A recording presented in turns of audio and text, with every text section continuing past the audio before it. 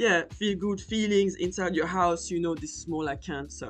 Capricorn moon will be like, well, at least we have a nice home, you know, and so we should feel secure. But Cancer wants also emotional security. That's what I'm trying to say. So yeah, Capricorn and the Cancer axis is also linked with gender roles, such as who is the mover, who plays the father, for example, here.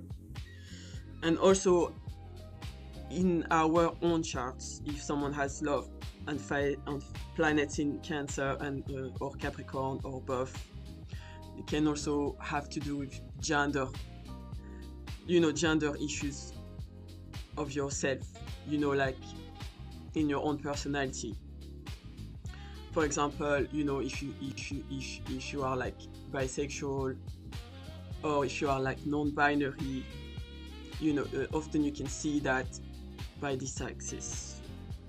If you like struggle within yourself to identify to your gender, you know, that you were assigned at birth, these kind of things. And then there's also like in evolutionary astrology, when you can look at, you know, what gender you were in past life and this life. So all these kind of things basically are seen from this axis also of Capricorn and Cancer.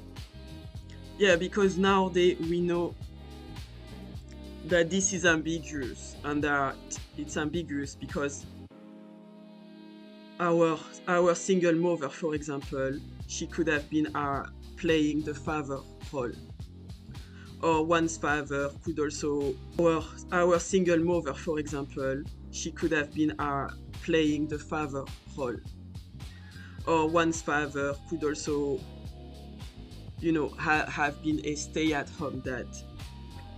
And all these different kind of, you know, situations. Maybe the dad was also playing the mom and stuff like that. So it's not set in stone, isn't it? Who's gonna be the dad? Who's gonna be the mom in 2026, like it used to be, like in the old days, where if you were a mom, you were expected to just stay at home and cook.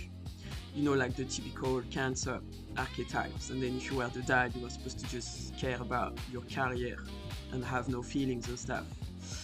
You know, so we know that this is outdated now.